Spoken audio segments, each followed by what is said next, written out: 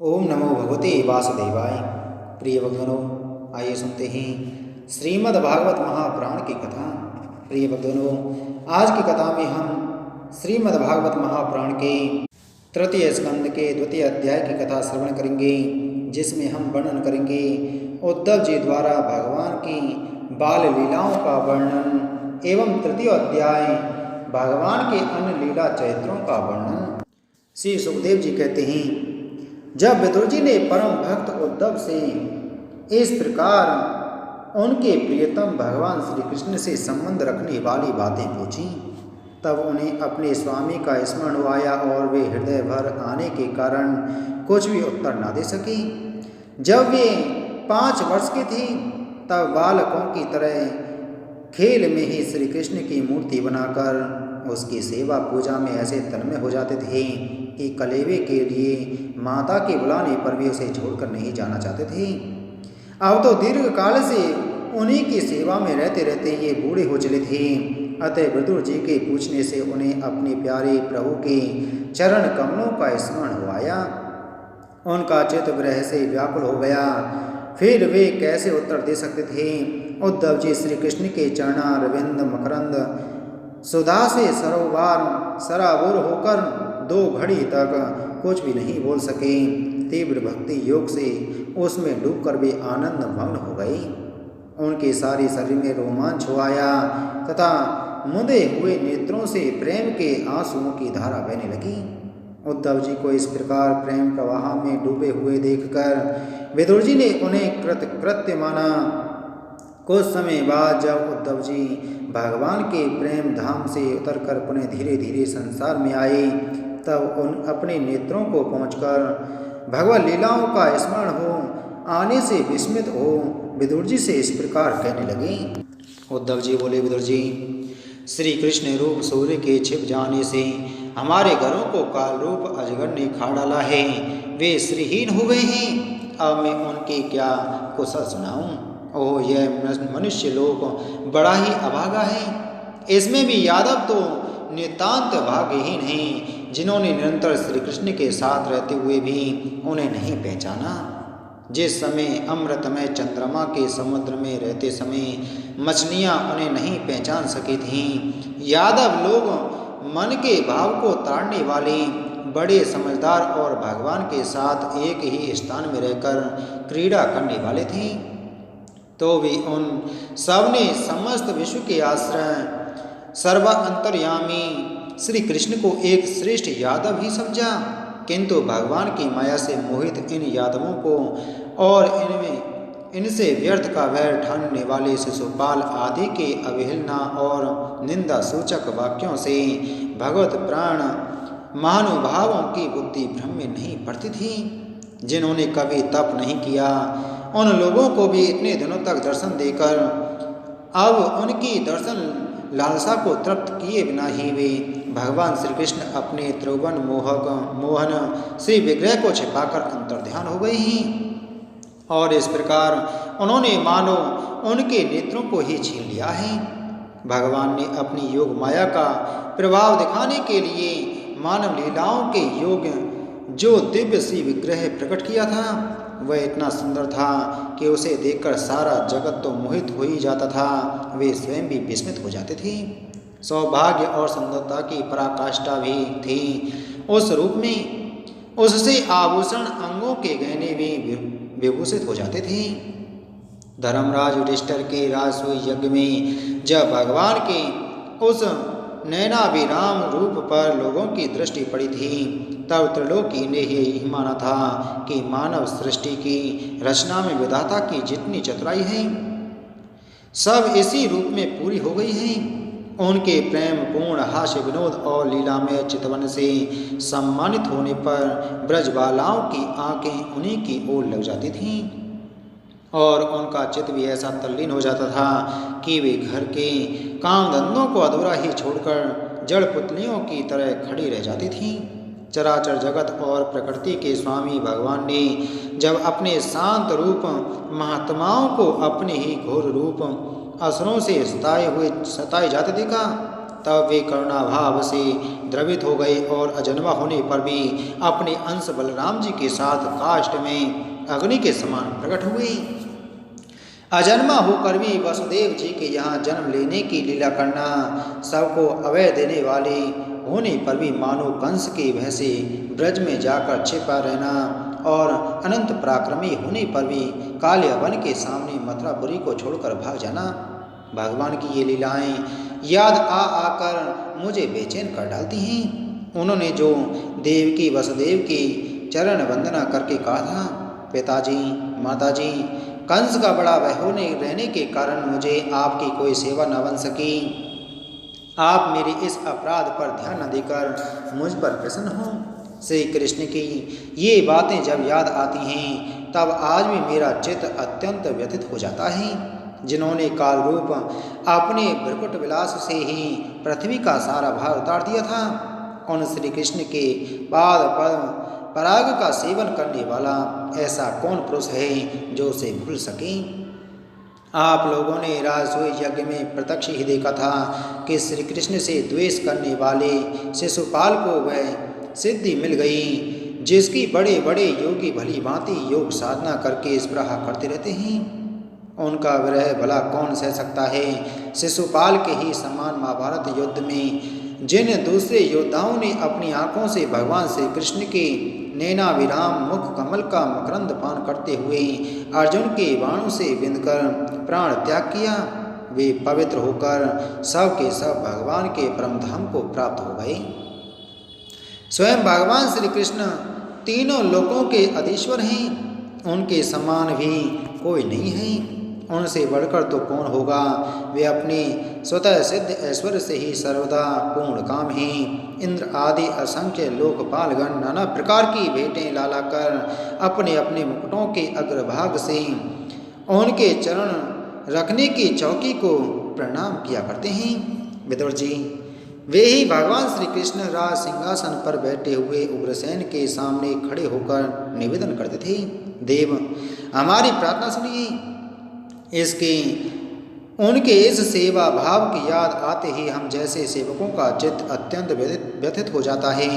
पापनी पूतना ने अपने स्तनों में हलाहल विष लगाकर श्री कृष्ण को मार डालने की नियत से उन्हें दूध पिलाया था, उसको भी भगवान ने वह परम गति दी जो दाय को मिलनी चाहिए। उन भगवान श्री कृष्ण के अतिरिक्त और कौन दयालु है जिसकी शरण ग्रहण करें। मैं असुरों को भी भगवान का भक्त समझता हूँ, क्योंकि बैर भाव जनित क्रोध के कारण उनका चित्त सदा श्री कृष्ण में लगा रहता था और उन्हें रणभूमि में सुदर्शन चक्रधारी भगवान को कंधे पर चढ़ाकर झपटते हुए गरुड़ जी के दर्शन हुआ करते थे। ब्रह्मा जी की प्रार्थना से पृथ्वी का भार उतार कर उन्हें सुखी करने के लिए कंस के कारागार में वसुदेव देवकी के यहाँ भगवान ने अवतार लिया था। उस समय कंस के डर से पिता वसुदेव जी ने उन्हें नंद बाबा के ब्रज में पहुंचा दिया था। वहाँ वे बलराम जी के साथ 11 वर्ष तक इस प्रकार छिपकर रहे कि उनका प्रभाव ब्रज के बाहर किसी पर प्रकट नहीं हुआ। यमुना के वन में जिसके हरे भरे वृक्षों पर कलरव करते हुए पक्षियों के झुंड रहते हैं, भगवान श्री कृष्ण ने बछड़ों को चराते हुए ग्वाल बालों की मंडली के साथ विहार किया था। वे ब्रजवासियों की दृष्टि आकृष्ट करने के लिए अनेकों बार लीला उन्हें दिखाते थे। कभी रोने से लगते, कभी हंसते और कभी सिंह शावक के समान मुग्ध दृष्टि से देखते। फिर कुछ बड़े होने पर वे सफ़ेद बैल और रंग बिरंगी शोभा की मूर्ति गौओं को चराते हुए अपने साथी गोपों को बांसुरी बजा बजा कर रिझाने लगे। इसी प्रकार जब कंस ने उन्हें मारने के लिए बहुत से मायावी और मनमाना रूप धारण करने वाले राक्षस भेजे, तब उनको खेल ही खेल में भगवान ने मार डाला, जैसे बालक खिलौनों को तोड़ फोड़ डालता है। कालिया नाग का दमन करके विष मिला हुआ जल पीने से मरे हुए ग्वाल बालों और गौओं को जीवित कर उन्हें कालियादह का निर्दोष जल पीने की सुविधा कर दी।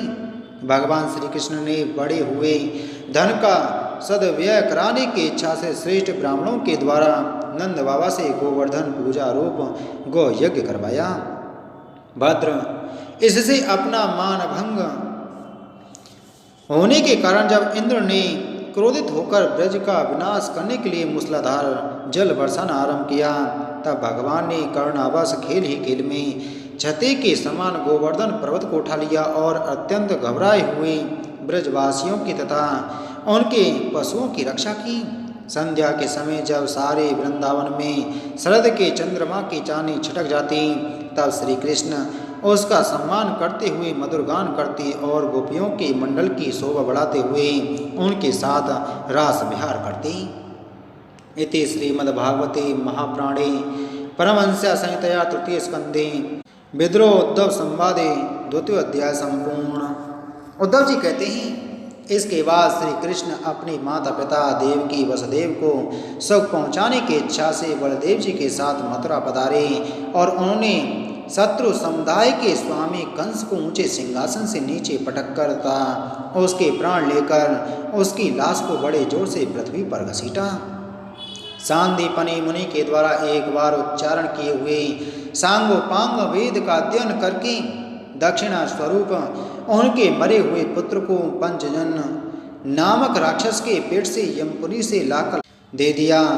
भीष्मक नंदिनी रुक्मिणी के सौंदर्य से अथवा रुक्मी के बुलाने से जो शिशुपाल और उसके सहायक वहां आए हुए थे, उनके सिर पर पैर रखकर गांधर्व विधि के द्वारा विवाह करने के लिए अपनी नित्य संगनी रुक्मिणी को वे वैसे ही हरण कर लाए जैसे गरुण अमृत कलश को ले आए थे। स्वयंवर में 7 विमान थे, वे बैलों को नाथ कर नागरजति सत्या से विवाह किया। इस प्रकार मान भंग हो जाने पर मूर्ख राजाओं ने शस्त्र उठाकर राजकुमारी को छीनना चाहा। तब भगवान श्री कृष्ण ने स्वयं बिना घायल हुए अपने शस्त्रों से उन्हें मार डाला। भगवान विषयी पुरुषों की सी लीला करते हुए अपनी प्राण प्रिया सत्यभामा को प्रसन्न करने की इच्छा से उनके लिए स्वर्ग से कल्प वृक्ष उखाड़ लाए। उस समय इंद्र ने क्रोध से अंधे होकर अपने सैनिकों सहित उन पर आक्रमण कर दिया, क्योंकि वह निश्चय ही अपनी स्त्रियों का क्रीड़ा मृग बना हुआ है। अपने विशाल डील से आकाश को भी ढक देने वाले अपने पुत्र भौमासुर को भगवान के हाथ से मरा हुआ देखकर पृथ्वी ने जब उनसे प्रार्थना की, तब उन्होंने भौमासुर के पुत्र भगदत्त को उसका बचा हुआ राज देकर उसके अंतःपुर में प्रवेश किया। वहाँ भौमासुर द्वारा हर कर लाई हुई बहुत सी राजकन्याएं थीं। वे दीन बंधु श्री कृष्णचंद्र को देखते ही खड़ी हो गईं और सबसे महान हर्ष लज्जा और प्रेम पूर्ण चितवन से तत्काल ही भगवान को पति रूप में वर्ण कर लिया। तब भगवान ने अपनी निज शक्ति योग माया से उन ललनाओं के अनुरूप उतने ही रूप धारण कर उन सबका अलग अलग महलों में एक ही मुहूर्त में विधिवत प्राणी ग्रहण किया। अपनी लीला का विस्तार करने के लिए उन्होंने उनमें से प्रत्येक के गर्भ से सभी गुणों में अपने ही समान 10-10 पुत्र उत्पन्न किए। जब काल्यवन, जरासंध और साल्व आदि ने अपनी सेनाओं से मथुरा और द्वारकापुरी को घेरा था, तब भगवान ने निज जनों को अपनी अलौकिक शक्ति देकर उन्हें स्वयं मरवाया था। संवर, द्विविध, बाणासुर, मोर, वलवल तथा दंतवक्त्र आदि अन्य योद्धाओं में से भी किसी को उन्होंने स्वयं मारा था और किसी को दूसरों से मरवाया।